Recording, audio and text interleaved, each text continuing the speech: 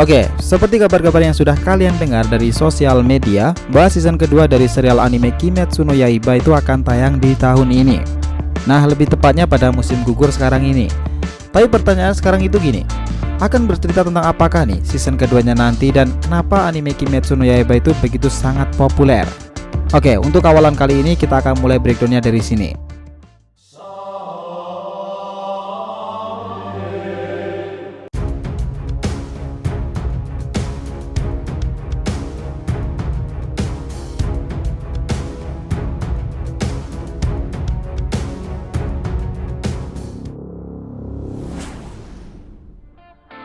Hai guys, welcome back to the RTV channel.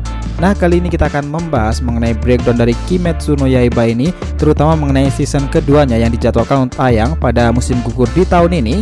Dan selain itu nih, kita juga akan membahas lebih lanjut dari soal animenya ini, isinya tentang apa dan kok bisa anime seperti ini sangat populer, bahkan season pertamanya di 2019 tahun lalu.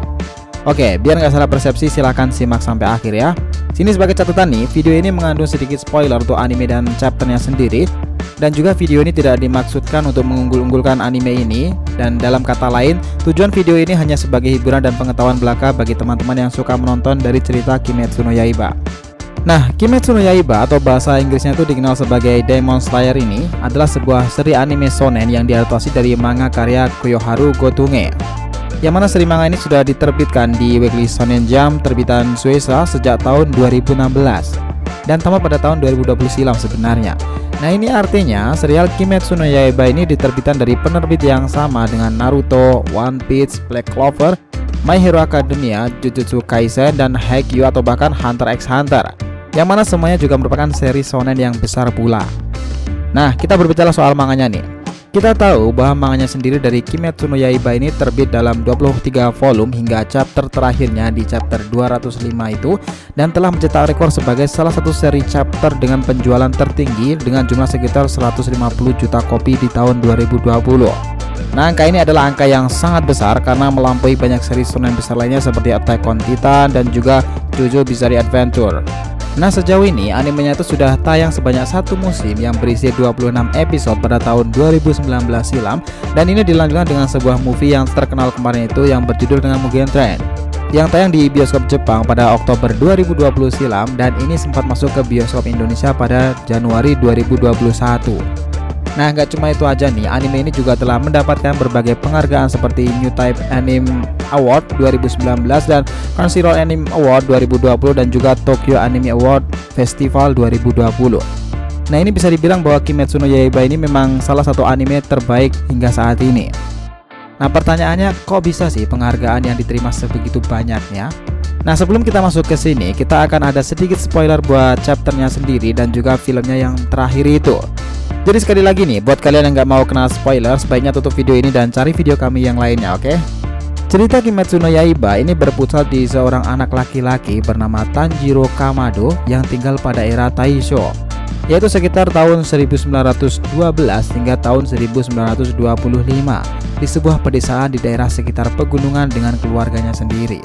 Nah, pada suatu hari ketika ia pulang dari tugasnya mencari kayu bakar, ia menemukan keluarganya sudah tewas terbunuh dan hanya tersisa seorang adiknya saja, yaitu adalah Nezuko Kamado, yang mana adiknya sendiri itu juga telah berubah menjadi seorang iblis. Kita tahu nih, di dunia Kimetsu no Yaiba sendiri, iblis adalah makhluk yang dulunya adalah manusia, tetapi kemudian mendapatkan kekuatan super dengan berkontak darah langsung dari sang raja iblis, Kibutsuji Muzan.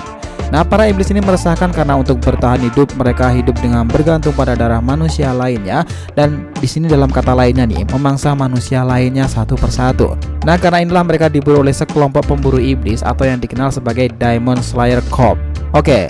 Nah, untuk mencari dan mengalahkan Kibutsuji Muzan dan juga mengembalikan adiknya Nezuko itu untuk menjadi manusia lagi, Tanjiro pun memutuskan untuk menjadi anggota dari kelompok pemburu iblis. Nah, untuk itulah ia menjalani berbagai latihan dan ujian dan juga bertemu dengan teman-temannya yang baru itu, sesama pemburu iblis seperti Zenitsu yang pengecut itu dan juga Inosuke yang barbar. Sebagai pemburu iblis, mereka juga belajar teknik bertarung yang dikenal sebagai teknik pernapasan yang mereka gunakan untuk membasmi iblis-iblis yang berkeliaran itu. Di sini pada akhirnya mereka semua pun masuk sebagai anggota pemburu iblis dan mereka pun bekerja sama dengan para Hashira atau para pilar-pilar lainnya, yang mana semuanya itu merupakan sekelompok pasukan elit pembunuh iblis yang sudah sangat-sangat terlatih. Nah, sejak saat itulah mereka pun berpetualang bersama dari satu kota ke kota lainnya untuk menjalani misi mereka dan memburu para iblis itu. Sekaligus bagi Tanjiro sendiri dengan harapan untuk mencari Kibutsuji Muzan pada akhirnya dan menyembuhkan adiknya itu. Nah, terakhir nih dalam seri Train Out itu yang mana sudah disebutkan tadi telah diadaptasi menjadi sebuah film layar lebar. Tanjiro dan kawan-kawannya itu melakukan misi bersama salah seorang pilar, yaitu Kyujuro Rengoku, sang pilar api itu, untuk menyelidiki kasus kereta hantu misterius. Nah, di mana ini ternyata kereta itu adalah seorang iblis bulan bernama Enmu, dan di saat itu nih setelah selesai mengalahkan Enmu, secara tiba-tiba mereka dihadang oleh seorang iblis bulan kelas atas bernama Akaza. Yang mana pada akhirnya nih si Akaza ini mengalahkan dan menewaskan Kyojuro Rengoku. Nah, itu adalah salah satu momen yang sangat sedih di dalam anime dan chapternya sendiri. Oke, kita tahu nih dalam season kedua ini akan melanjutkan kisah setelah semua yang terjadi di season pertamanya itu selesai dengan movie-nya yang tadi itu. Ini artinya season keduanya ini akan mengambil cerita di Entertainment District Art, di mana kali ini misi Tanjiro dan kawan-kawan akan pergi dalam misi ke Yoshiwara di Tokyo sendiri. Nah, kali ini nih misi mereka akan mengambil tempat di area distrik hiburan itu atau Red Light yang berisi orang-orang yang bekerja sebagai, kalian tahu sendirilah apa yang kita maksud. Nah, di daerah situ ada dua iblis bulan bersaudara, Daki dan juga Gyutaro, yang juga meneror di sekitaran distrik tersebut. Nah, di sini sebagai tambahan nih, Daki dan Gyutaro ini dulunya juga merupakan manusia biasa penduduk di distrik Yoshiwara tadi, yang mana mereka hidup susah sampai mereka menjadi sebuah iblis. Tidak hanya mereka saja nih, dalam art ini nanti juga muncul satu lagi anggota iblis bulan kelas atas terkuat, yaitu Douma, yang mana nantinya akan menjadi salah satu major antagonis dalam kisah Kimetsu no Yaiba kali ini. Usai membedah apa yang akan terjadi di season keduanya mendatang dari Kimetsu no Yaiba sendiri, kita akan membedah nih yang tadi nih. Kok bisa sih Kimetsu no Yaiba itu bisa sebagai sebegitu populernya? Dan ini untuk menjawab persoalan itu, kita harus membedah sebagai aspek yang ada dalam animenya ini sendiri, baik di dalam maupun di balik layarnya itu. Pertama, itu adalah jelas visual dan grafisnya. Nah, inilah elemen yang paling menjual dari anime Kimetsu no Yaiba. Animasi, pewarnaan, dan juga settingannya semua itu sangat memanjakan mata. Serius ini, kalian kalau nonton pasti sangat terkesan tuh. Nah, apalagi nih yang terjadi di episode 19 saat itu, dimana scene Tanjiro melawan sang iblis laba-laba Rui. Saking epicnya grafis untuk scene itu sempat booming di internet pada masanya. Nah, yang kedua adalah story yang mudah dimengerti. Nah, ini sangat dekat dan relatable nih dengan penonton, tetapi tetap seru untuk diikuti. Nah, memang secara cerita anime ini tidaklah kompleks dan berbelit layaknya Attack on Titan atau bahkan Boruto Naruto sendiri, tapi ceritanya sangat seru dan mengena mengenai petualangan Tanjiro dan kawan-kawannya itu sebagai bagian dari kelompok pasukan pemburu iblis. Tema yang diangkat juga sangat sederhana sebenarnya dan bisa relate dengan kita sebagai penonton, yaitu soal keluarga dan juga persaudaraan. Yang mana di sini tentunya fokus utamanya adalah Tanjiro dan juga Nezuko sebagai saudara. Belum lagi nih, banyak karakter ini memiliki latar belakang dan cerita yang menarik, yang mana semuanya itu berhubungan dengan keluarga. Seperti halnya Inosuke dan ibunya, Rengoku dan keluarganya, terutama ayahnya itu, Shinobu dan kakaknya, Sanemi dan ibu juga adiknya itu, dan bahkan nih, Daki Gyutaro yang akan menjadi musuh utama dalam season kedua ini juga adalah dua bersaudara.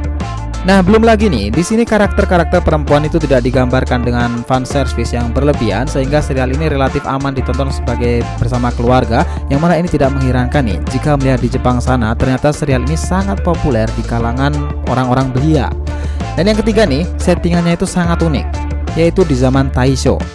Zaman dimana kebudayaan Jepang kuno dan juga teknologi serta peradaban barat ini bisa berpadu satu sama lain. Dibantu dengan grafis dan juga background musiknya itu, kita seakan dibawa masuk ke settingan di zaman tersebut. Yang mana sekali lagi nih, ini juga nilai plus yang ekstra bagi serial ini sendiri. Bahkan di Jepang sana, nilai plus ini semakin ditambah lagi dengan dimasukkannya elemen pedang dan iblis yang memang menjadi inti dari serial cerita ini. Yang mana semuanya ini memang disengaja demi bisa semakin related dan disukai oleh pembaca. Nah, yang keempat itu adalah di pengkarakterannya. Nah, pengkarakteran sosok Tanjiro sebagai main karakter kita saat ini sangat disukai karena sikapnya yang sangat-sangat idealis. Sangat ideal, baik, penyayang dan juga perhatian, cerdas dan juga dewasa nih. Dan dia juga berkepala dingin, yang mana ia mendobrak tren karakter shonen yang dikenal selama ini secara umum. Dan selain itu nih, karakter lainnya pun juga tak kalah unik dan juga sangat disukai seperti Zenitsu yang pengecut dan berisik tapi lucu itu, Gyu yang bodo amat dan juga sebagainya. Mereka semuanya memiliki penggemarnya sendiri-sendiri.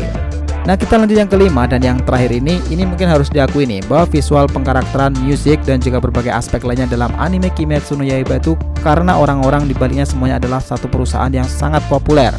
Ya, paling ketara kita lihat adalah dari visual dan animasinya sendiri yang kita tahu ini digarap oleh Ufotable yang memang sudah punya nama besar dan terkenal soal visual yang memukau. Seperti misalnya nih pada karyanya di Fate series, belum lagi background musiknya itu gila banget sih pokoknya. Dan di sini lagi-lagi tidak disusun oleh orang sembarangan, dia adalah Yuki Kajiura.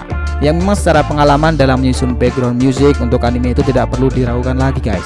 Nah, selebihnya untuk seiyuu atau pengisi suara akan sangat panjang untuk dijabarkan di sini karena banyak di antara mereka memang sejak awal memang seiyuu yang besar. Nah, belum lagi nih, budget yang disediakan untuk setiap episode di anime itu memang sangat mahal, yaitu 80.000 US dollar per episodenya. Nah, ini artinya untuk produksi satu episode saja dari anime ini, pihak produksi harus mengeluarkan uang sekitar 1,1 miliar rupiah. Nah, tentunya itu bukan angka yang sedikit dan ini jelas hasilnya bisa terlihat dari seberapa besar hype dan fans yang dihasilkan oleh anime ini. Pokoknya ini anime memang visualnya gila sih, kalian harus nonton. Kalau kita singkat nih, semua faktor yang menunjang keberhasilan bahkan kesuksesan anime Kimetsu no Yaiba menjadi anime yang kita kenal di hari ini itu tidak akan terlepas dari orang-orang di baliknya. Dan tentu saja juga karena budgetnya sendiri yang besar. Gimana menurut kalian guys? So, itulah tadi breakdown kita tentang Kimetsu no Yaiba, mulai dari cerita, preview untuk season keduanya mendatang, dan faktor-faktor penunjang kesuksesan anime ini. Maybe next time kita akan bahas lebih lanjut lagi tentang Kimetsu no Yaiba. Jangan lupa kasih saran di kolom komentar dan subscribe channel ini. Semoga ceritanya itu memberikan informasi dalam tiap pembahasan animenya. Thank you telah menonton konten DR TV and we'll be come back.